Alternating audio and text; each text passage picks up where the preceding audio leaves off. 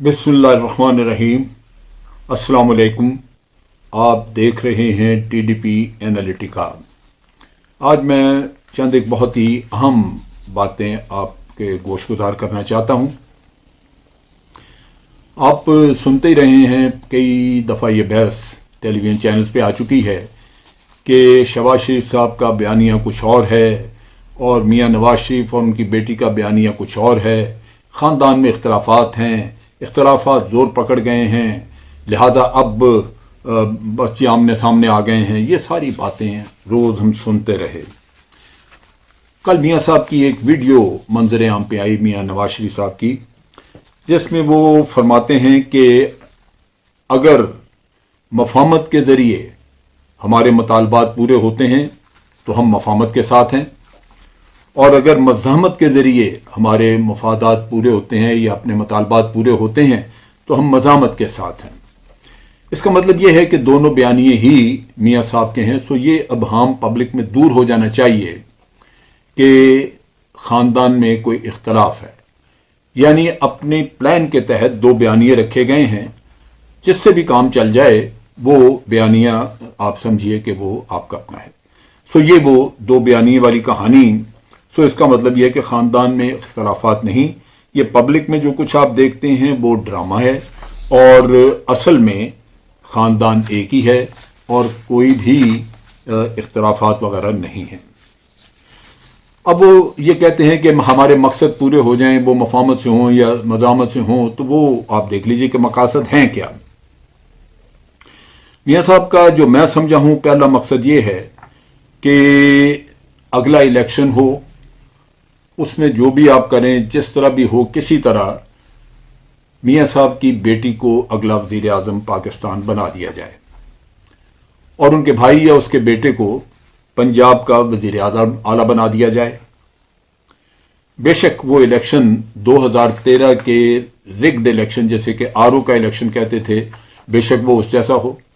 बड़े आप अहमद मीर का बयान और कई लोगों का बयान आप सुन लीजिए जो ये कहते हैं कि हमने पूरे पाकिस्तान की तारीख में इससे ज्यादा रिगिंग वाला इलेक्शन नहीं देखा।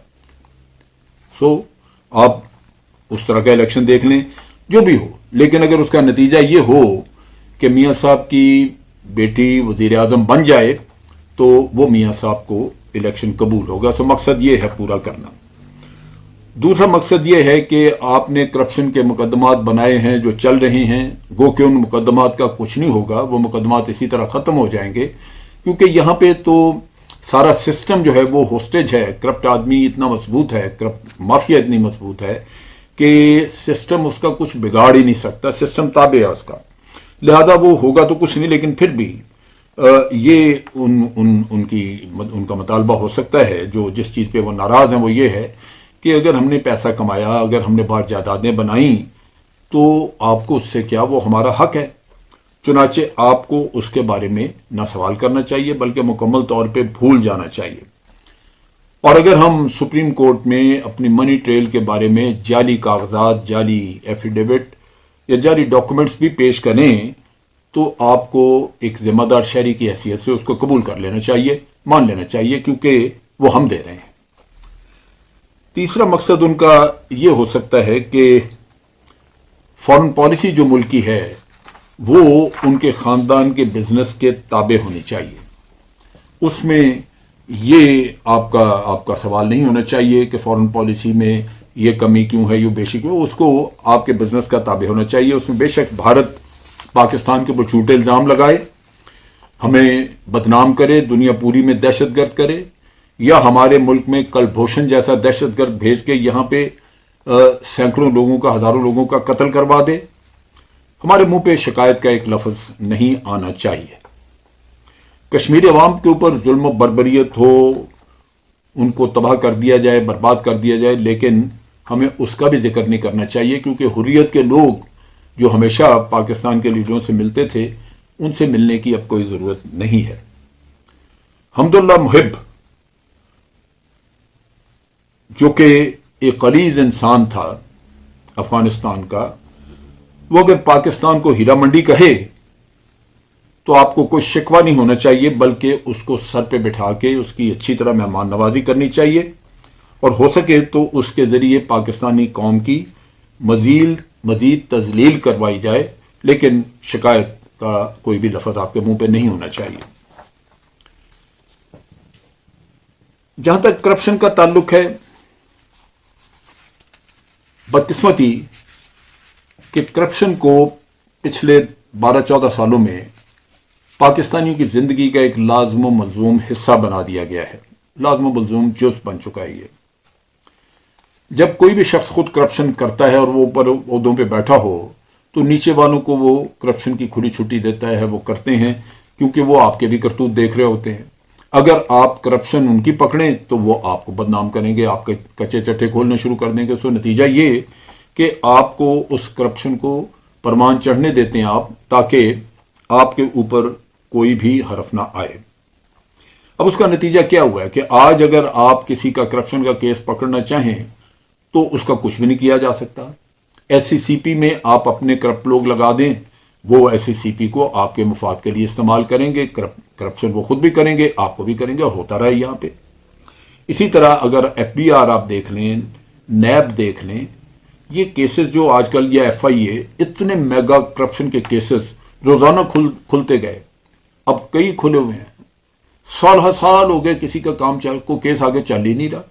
نارکوٹکس میں پکڑی جائیں یا آپ کے کرپشن پکڑی جائے، وہ کیس چلتے ہی نہیں۔ گواہ اگر کسی نے لانا ہے تو پولیس اپنی ہے، اس کے ذریعے آپ گواہ غائب کر دیں۔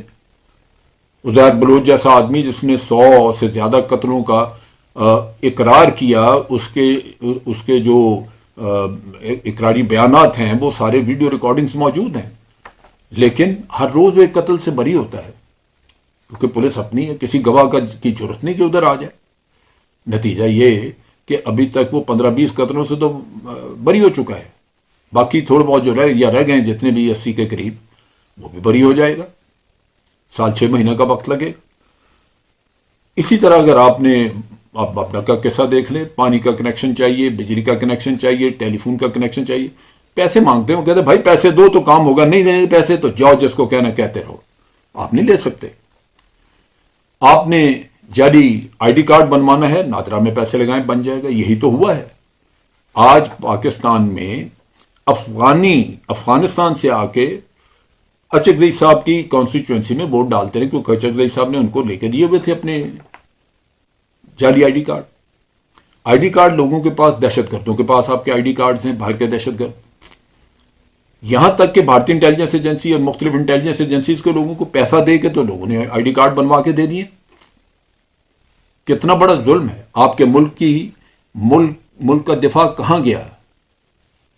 سوچتا ہے تو آدمی کو کبھی آ جاتی ہے کہ میں اتنے غیر محفوظ حالات میں بیٹھا ہوا ہوں۔ اور یہ آپ چھوڑ دیجئے، آپ نے ویکسینیشن نہیں کروائی، لیکن ویکسینیشن کا آپ نے سرٹیفکیٹ لینا، پیسے دیں، جا کے وہاں سے ویکسینیشن کا سرٹیفکیٹ مل جائے گا۔ 40 کے قریب تو اب حکومت نے جب شور مچا ہے تو پکڑے ہیں لوگ جنہوں نے جو یہ کام کر رہے تھے، پیسے لے کے تو ویکسینیشن کے سرٹیفکیٹ بانٹ رہے تھے۔ کون سی چیز ہے؟ اور اخلاقی کام دیکھیں آپ تاجر کا، کہ جب کورونا کے کسی نے کہا جی کہ سنا مکی اس کا علاج ہے، جو 200 روپے کلو بکتی تھی وہ 5000 روپے کلو بکنی شروع ہو گئی۔ آپ کو جو انجیکشن چاہیے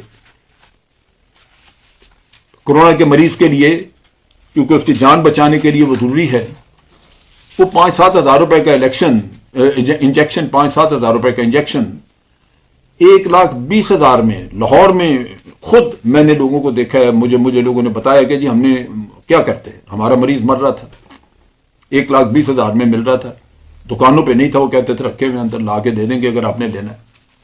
تو آپ سوچئے کہ ہم نے اپنی قوم کے اخلاق کو کہاں پہنچا دیا۔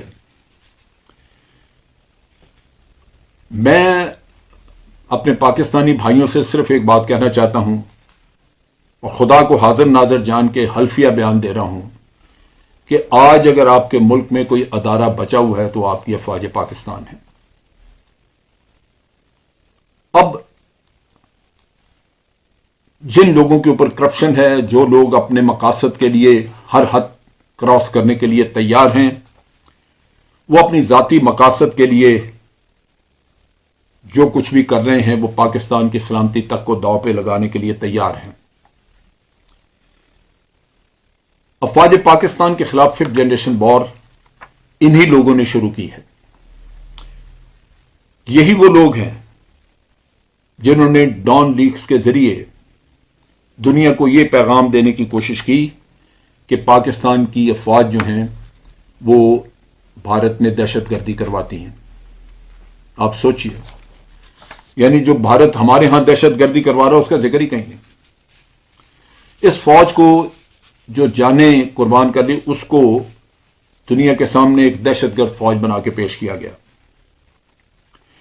پھر اپنی کرپشن کو چھپانے کے لیے بیانیہ چلایا گیا کہ یہ اس فوج کے جرنیل ملک کو کھا گئے ہیں، فوج کے جرنیل زمینیں کھا گئے ہیں، فوج کے جرنیل جدادیں بنا گئے ہیں.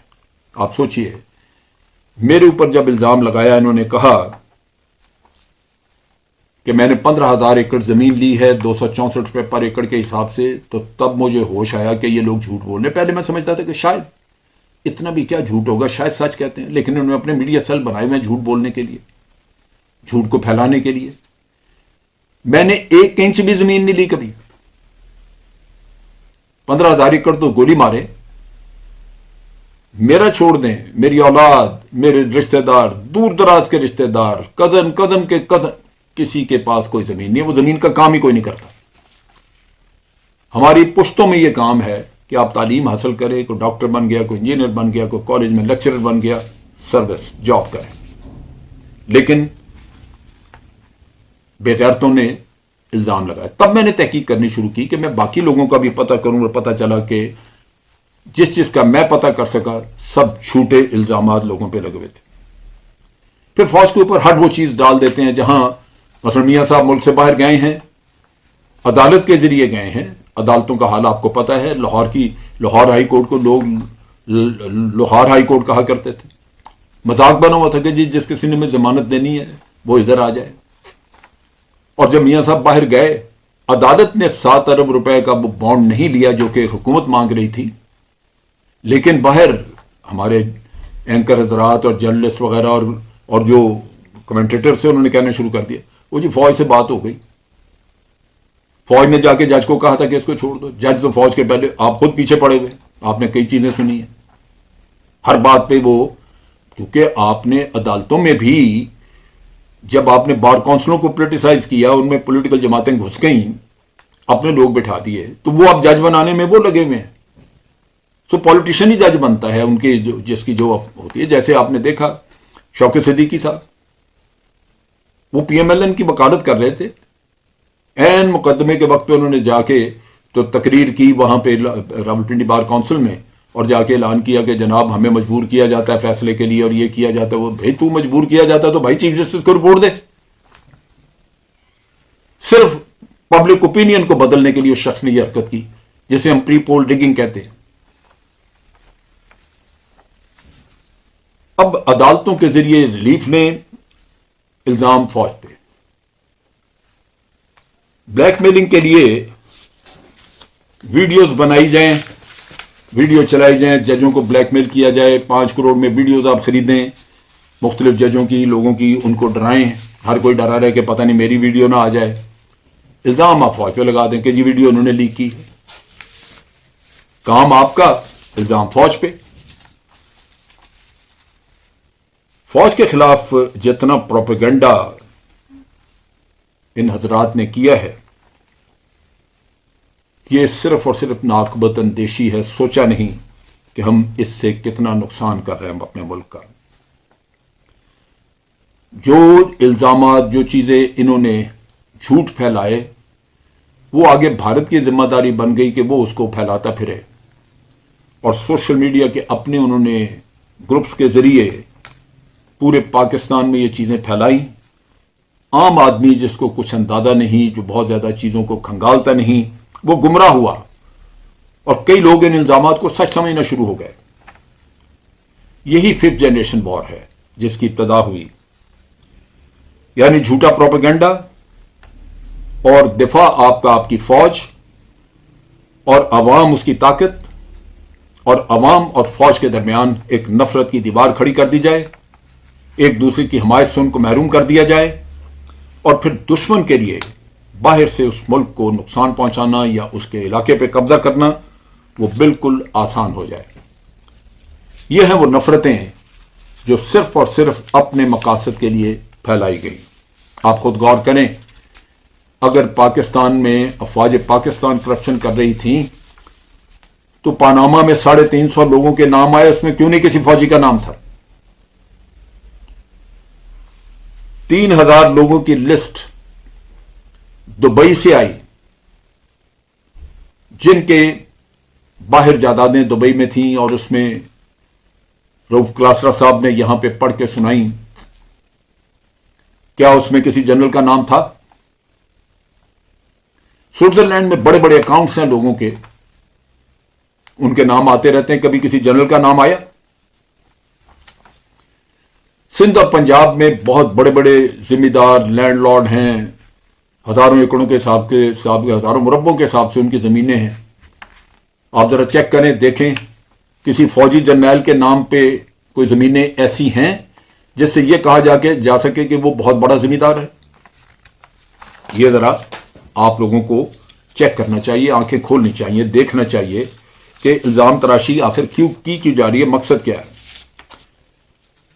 मेरे पाकिस्तानी भाइयों, आज आप अगर अमन से अपने घरों में बैठे हैं तो वो सिर्फ और सिर्फ इसलिए बैठे हैं कि आपकी अफवाज आपकी मशरकी और मगरबी सरहदों की हिफाजत कर रही है।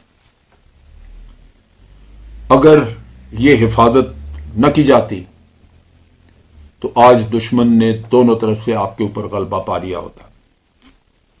आज अगर आप अपने शहरों में अमन अमान के साथ अपना कारोबार जिंदगी चला रहे हैं और दहशतगर्दों के धमाकों से महफूज हैं, तो उसकी बुनियादी वजह यह है कि आपकी फौज, उसके जवान और उसके अफसरान ये रोजाना की बुनियाद पर शहादतें दे रहे हैं, सिर्फ और सिर्फ इसलिए कि आप और आपका बाल बच्चा महफूज रहे। आपका बाल बच्चा अपनी तालीमी जरूरियात, अपनी खेल कूद की जरूरियात वो अमन के साथ पूरी करे। बेशक हम लोग जो सरहदों पे, हमारे जवान जो सरहदों पे हैं, वो दिन या रात 5 मिनट भी आराम न कर सकें, लेकिन उनको इत्मीनान और सुख होगा, खुश होंगे कि अगर उनके हमवतन जो हैं वो सुख के साथ अपना वक्त गुजार रहे हैं। मेरी आपसे इल्तिजा है, खुदारा इन चालबाजों से बचें। आपने अगर अपने मुल्क को बचाना है, इस मुल्क की अगर हिफाजत करनी है, इस मुल्क को दुश्मनों की नजरों से आपने महफूज रखना है, तो आप अपनी अफवाज की बेतौकीरी बर्दाश्त न करें। यह बहुत बड़ा जुल्म हो रहा है इस मुल्क के साथ। आपकी खातिर आपके जो अफसरान और जवान अपनी जानें कुर्बान कर रहे हैं, अगर आप उनकी शुक्रगुजारी नहीं कर सकते तो कम अज कम ये गंदी और गलीज जबानें तो बंद करवा सकते हैं। आप ये झूठे इल्जाम आयद करने वाली वो जबानें जो हमारे लिए हौसला शिकन होती हैं, जो आपके जवानों के हौसले पस्त करती हैं, आप उनको बंद करवाएं, उनको उनके कैफरे किरदार तक पहुंचाएं। आप अपनी सफों में झांकें, आपको वो खुदगर्ज लोग मिलेंगे जो जमहूरियत के नाम पे आपको एक्सप्लॉइट कर रहे हैं। जमहूरियत सिर्फ ये है उनके लिए कि उनके खानदान को परवान चढ़ाया जाए। आपका मेरा तो कहीं जिक्र ही नहीं है, लेकिन उस जमहूरियत का नाम लेके वो आपकी अफवाज की तजलील करते हैं। मैं आपको हल्फिया कहता हूं कि पाकिस्तान में जमहूरियत को कतन कोई खतरा नहीं है। अगर कोई खतरा है जमहूरियत को तो वो इन्हीं लोगों से है जो अंदर से दीमक की तरह इस मुल्क को चाट रहे हैं।